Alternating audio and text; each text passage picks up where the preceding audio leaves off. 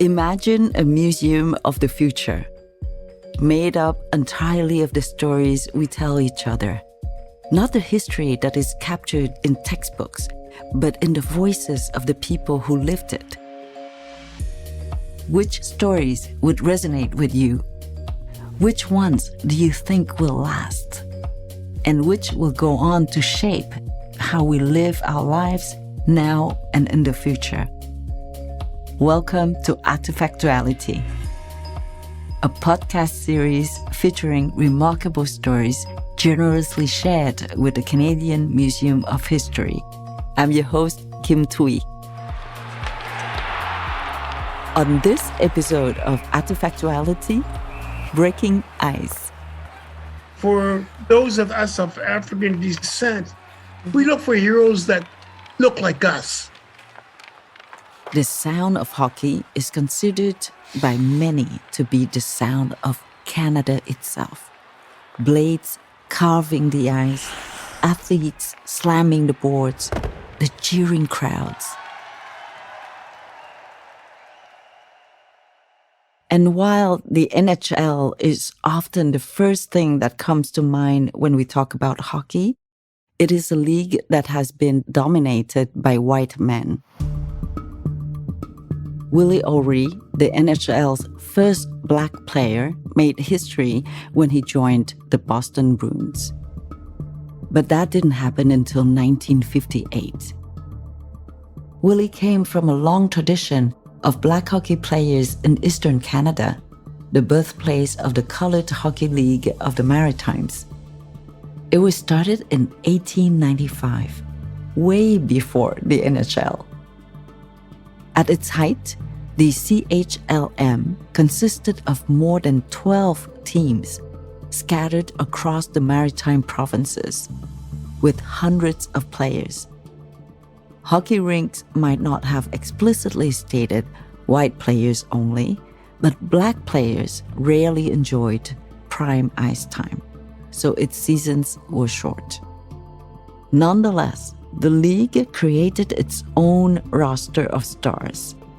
Henry Braces Franklin, the goalie known for slamming his body down onto the ice to stop a puck. Eddie Martin, credited by some as a pioneer of the slap shot. Herbert W. Allison, Gus Adams, James E. Dixon. The list is long. Then there was the legendary Frank Cook, who played for the Amherst Royals. His own story went mostly untold until his granddaughter, Elizabeth Cook Sumbu, started doing some digging of her own.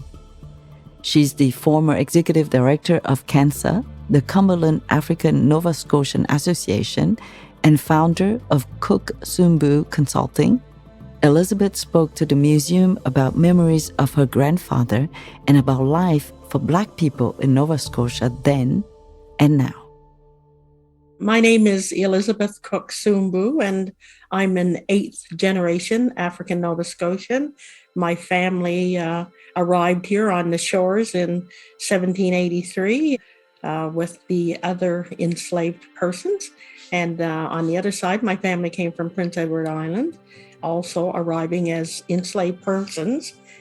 So there's quite a history to our family and how we got here, and we've been able to trace a lot of that history. My grandfather was, really well known in the community. He loved to dance. He loved to dress up. Mm-hmm. During the war years, he was in the Second World War. He was a drummer. So we do have pictures of him in front of his trucks and playing his drums in the army and things like that, plus a portrait picture of him that I had found here in my home years ago. Someone had kind of tucked it away, but we found it. But we don't have a lot of keepsakes from those days. Even though he was one of the stars of the Colored Hockey League, Frank Cook was so modest, Elizabeth didn't know about her grandfather's achievements on the ice until much later in her life. Once the Colored Hockey League was brought to my attention, I reached out to my brother, who had been a hockey player, and he said that our grandfather never really talked about it. We knew that he had played, but to know what position or whether he liked it or didn't like it, very little was said about that. So to have heard stories other than the fact that my grandfather was very quick on his feet, very fast, and liked to laugh and joke around. Other than that, I have no knowledge of his skating abilities or his habits around hockey or what he actually thought about it. It's important to note that the founders of the Colored Hockey League weren't athletes or even players. Black Baptist church leaders and Black intellectuals created the league as a way to get more boys to attend Sunday service. The promise of hockey games after church was irresistible, and the league became so popular, it quickly branched out to the rest of the maritime provinces. The league wasn't just for Nova Scotia. There was a league in Nova Scotia, New Brunswick, and PEI. And they would do the circuit and play against each other. And we did see newspaper clippings that talked about what a great and exciting game that was at an arena in Moncton, for example, and how entertaining the hockey players were during the intermission, where they would come out and do twirls and act like clowns and do things to entertain the crowd. So that was part of that whole hockey experience. Not only were they all Black, but they were performers. So when we think about it today, when I think about it today, to come home and talk about the fact that we were part of the Colored Hockey League of the Americans, it was more of an undertone of racism at its best. Stay quiet in our corner and just make it happen. Because when we look back at the history here in our community, our hockey players were playing on the marshlands and playing on the hill and other flooded areas in town during the winter months. It wasn't until 1903 that the Colored Hockey League, Amherst Royals, were allowed to play on an indoor arena rink. 1903, can you imagine? This was the kind of racism Black people in Nova Scotia dealt with on and off the ice. In our particular community, we weren't unique. We had places where we could go and could not go. You didn't go to the restaurants. If you went to the theater, there was a section where you usually had to sit. We had our own Black church. Our schools up here were not segregated. They were mixed, and all during my parents' era and prior to that, there were certain areas where you had to live. There were certain areas where you were buried. We have several graveyards here in our community where the Blacks were all buried at the back. And the reverberating effects of racism linger today in Nova Scotia, home to one of Canada's oldest Black populations. Today, in the community we live and in the province that we live, they are working very hard to make changes. We're starting to understand what trauma-informed means in our society when we're talking about Black people and what we've been carrying all these years and how it's played out in our lives today and how we're living. You know, I grew up in a home where my family would tell us, keep your place, you know, don't say anything rude to the white man, he's been good to you, you know, and you grow up like that and you're polite to people and that. But when you reach my age and you look back and you think, like, what was that all about? Like, you can teach people to be respectful, but did you have to throw the race card in there? You know, so there's a lot that we still have to do. Our community is quite divided on where they are, but in terms of racism, whether they want to embrace the new movements with Black Lives Matter and unpack your white privilege. Some of them are still uncertain whether they want to say certain words or not. So we struggle. We're in a small community, and you know, we have some Black leaders now, which has made a real difference in our community. And it's not all song and dance. Like, we have other abilities. We have doctors, we have lawyers, we have dentists. We have people in this community who have risen above. But racism is alive and well in Nova Scotia. We feel we're distinct here. We came as a certain group of people at a certain time in history, and we've had to fight for everything we've had. People like to say, well, get over it. It's like you're getting an education now. You've got this, you've got that. Well, we'd love to get over it, but until you can acknowledge the past and accept it, nobody's saying you have to take the blame or hold the blame, but those are the things that we struggle with in our community to try to move forward. So we're making a few inroads, and there's many of us who are working very hard on the front lines, and we shall overcome. By the late 1930s, the league was no more, for many reasons, including the impact of the Depression and the Second World War. Elizabeth's own grandfather, Frank Cook, died in a veterans hospital in 1967 of tuberculosis, a recurrence of a disease he caught when he served in the First World War. But then came the 70s, and a new generation of Black hockey players reemerges on the scene. I got into sport because it was a natural progression right from the time I was born. My father was quite an athlete, so it was only natural for his children, at least the male siblings of the family, to follow in his footsteps. This is Percy Paris. He's an 8th-generation African Nova Scotian and a prominent politician and activist. He was part of the first all-black line in Canadian university hockey back in the 70s. By then, the CHLM had long disbanded. Black kids were still playing hockey, but not in any kind of organized way. For Percy, the love of the game was ignited by the natural environment around him and family tradition. So shortly after learning to walk, our father had us out playing catch and skating on the ponds, and the next step was to put on a pair of skates. So it was as natural for us because it was introduced early in our lives to be competitive, to be athletic, and to participate.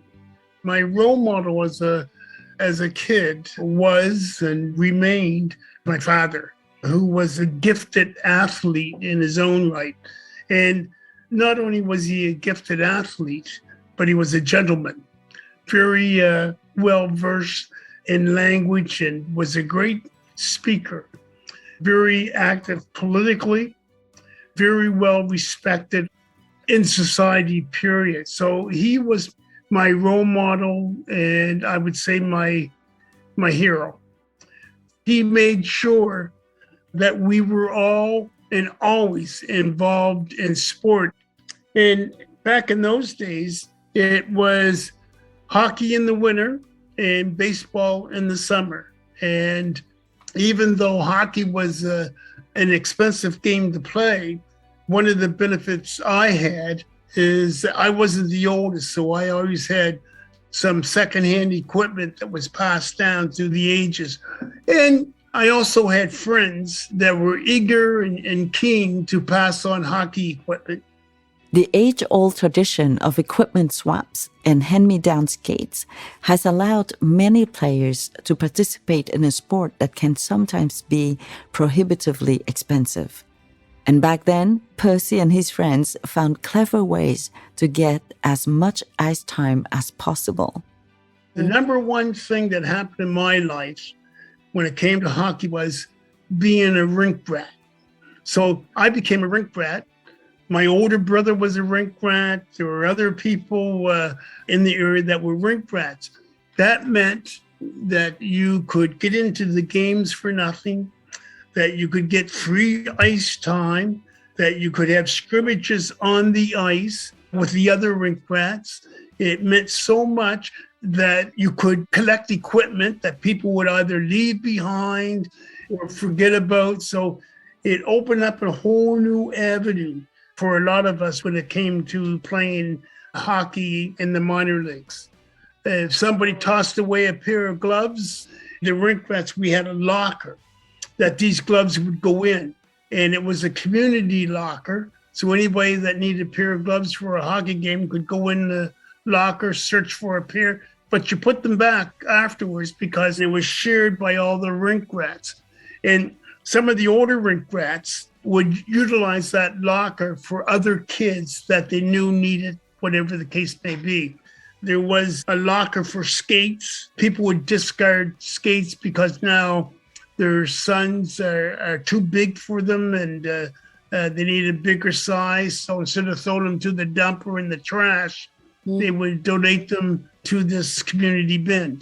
So there were ways to work around it. And if you're watching a hockey game, if you were at a senior game and there was a huge competition, if one of the players broke a stick, the competition was who's going to get that stick first, because can that stick be repaired and can it be utilized somewhere else? So we had that going for us. But also, I can't eliminate the fact that back in the 50s and the 60s is we loved pond hockey. Pond hockey was like you had free-range kids. You had all these kids on the pond, and sometimes there'd only be one puck. And so that's where you learned the agility and the stick handling, and you develop skills, is when you got all these kids fighting over one puck. We would play keep away. And sometimes if there were enough kids, we'd have two teams and we played against one another. So pond hockey had a huge impact on development of kids hockey back then. If Percy and his friends weren't hanging around rinks or carving up ponds, they were gathering around radios, listening to games, or flipping through magazines for any news of their favorite players. We grew up in a household where we looked at Sports Illustrated, we looked at the hockey news. The hockey news when I was a kid was the Bible of hockey in Canada. So we would religiously read the hockey news, but what I would do is I would go through the line scores, who scored the goals and who got penalties, looking for names that I recognize. And the names that I recognized and that resonated with me were the names of Willie O'Ree, Stan Chuck Maxwell, Herb Carnegie, the Carnegie brothers, and Manny McIntyre. So these were players that I would hear about, mostly through my dad, that were Black athletes that were just excellent hockey players. And as I later found out, great individuals. So that always piqued my interest. And I heard about these great things these individuals were doing on the ice. And then on top of all of that, in Nova Scotia, there was a senior hockey league, which had just fantastic hockey players. And there were a couple Black hockey players that played in that league. So there was always a desire, because as a youth, when you look for heroes and maybe without knowing it, and for those of us of African descent, we look for heroes that look like us. Who resembles Percy Paris? And it seemed only natural that these individuals I would be attracted to. And then to think that there's a relationship there that ties us blood-wise. Turns out, Percy is distantly related to the late, great Stanley Chuck Maxwell, one of the first Black hockey players out of Nova Scotia to turn pro. He inspired Percy's own leap into the pros. I played minor hockey in Windsor, Nova Scotia. And when I played minor hockey, there wasn't the huge cost to play that there is today. There was a cost attached to it, but registration was free. And then I went on after Windsor, went to university in Halifax at St. Mary's, and I was fortunate enough to play with the St. Mary's Huskies varsity team. And that's where Daryl Maxwell, Bob Dawson, and myself formed the first and only all-Black hockey line in intercollegiate history. However, Percy wasn't handed that spot on the team. I'd love to say they recruited me, When I didn't make the team initially, I didn't give up. I enrolled with the junior varsity squad, and I was playing senior hockey in around the Halifax area while going to St. Mary's. And then I got the call to suit up for the Huskies. And the call came from a very close friend of mine, somebody that I went to high school with, who was the goaltender on the hockey team. And I remember it well. He came looking for me. And first he said, I've been looking for you all day. They want you to suit up. They want you to play with the Huskies. And I said, I figured he was joking and pulling my leg. He said, no, he said, this is serious. Go to the rink, get some equipment, and you'll be at practices at such and such a time. And I was on the team. So it went from a very a low to a high. His joy over making the hockey team, for being part of the first all-black line, was soon dampened by the abuse he faced for the same achievement, for being first, for being great, and for being black. There's always been racism in Nova Scotia. When I played minor hockey, racial slurs were commonplace, and that hasn't changed even today. Even today, individuals of African descent are still subject to abuse on the ice. The atmosphere we had just gone through the 60s. We had just entered into the 70s. We had just finished with the huge civil rights unrest in the United States, which had an impact on Canada. So the 70s, things had calmed down a bit, but there was still that turbulence going on with respect to black and white. So racism was alive and well. Blacks were at the low end of the economic scale, which meant that the cost of hockey was very prohibitive for the black hockey players. If your parents didn't have that income coming in that would support you playing minor hockey, it was very detrimental, not only just to your development, but to your participation. So as time went on and the blacks began to get a more stable, things began to change, but it's always cheaper. Basketball and hockey clash when it comes to the seasons that they're played in. So it's a lot cheaper for sons and daughters to play basketball than it is to play a sport such as hockey. So hockey over the years has built this racial divide, has built up these systemic barriers that have traditionally kept blacks from fulfilling their destinations when it came to the game of hockey. Percy's own destiny on ice was interrupted when he got into a bad car accident while in university, one that meant he used a wheelchair for a time. Though the accident ended his climb up the hockey ladder, it didn't end his love for the game. So what I couldn't do with my skates now, with speed, I now developed better mental skills and better puck handling skills and being in the right place at the right time. So it was a different game for me, but still enjoyable, still fun. So for years and years and years, I played competitive gentlemen's hockey. I say gentlemen's, and I say that somewhat with tongue in cheek. A lot of the games weren't very gentlemanly.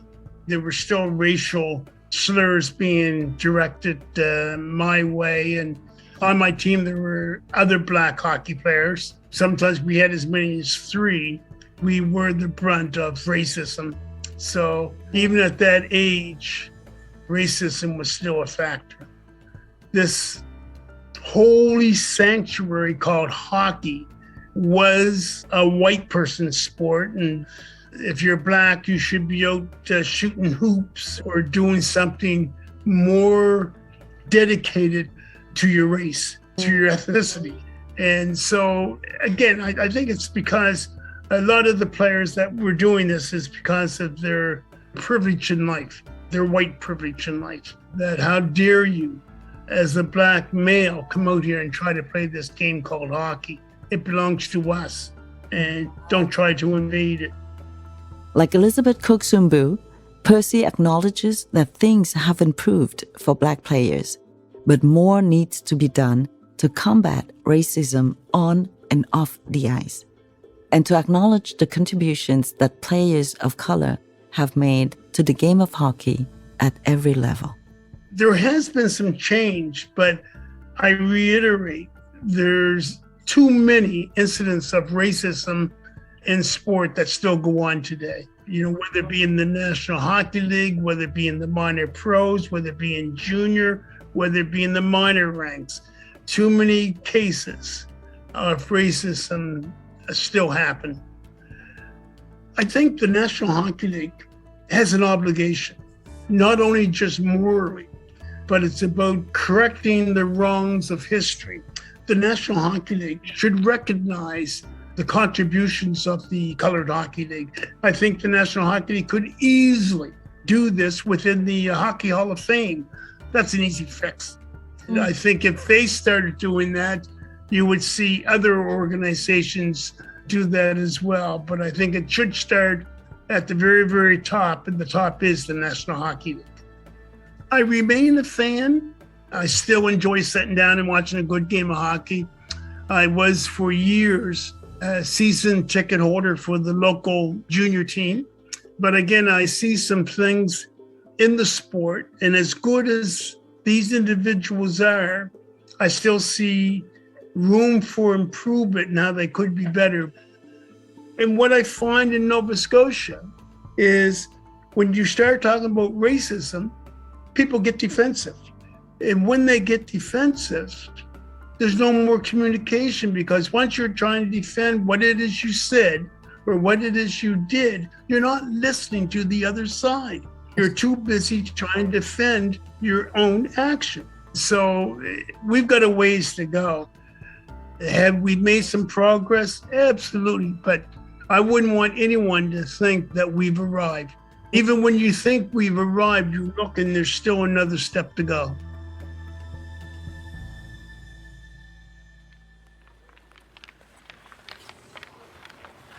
For players like Frank Cook and Percy Paris, and so many others, hockey is more than a game. It's about building communities, fostering joy, and nourishing talent. But more needs to be done to break down barriers so the national sport can be enjoyed by anyone who loves hockey and wants to play. Thanks for listening to Artifactuality, a podcast of the Canadian Museum of History. I'm Kim Thuy. Artifactuality is produced by Makua Creative and Antica Productions. Tanya Talaga and Jordan Hoffman are the executive producers at Makua. Lisa Gabrielle is the producer. Andrea Varsany is the associate producer. And Sophie Dommett is the researcher for Antica. Laura Reguer and Stuart Cox are executive producers at Antica. Mixing and sound design by Alain Derbez. Jenny Ellison and Robin Jeffrey of the Canadian Museum of History are the executive producers of this podcast. The interviews with Elizabeth Cook Sumbu and Percy Paris were conducted by Rhonda C. George. Danielle Neal, researcher, sport and leisure, is the museum's podcast coordinator. Check out historymuseum.ca for more stories, articles, and exhibitions from the museum. To see photos of Frank Cook and Percy Paris, check out the links in our show notes.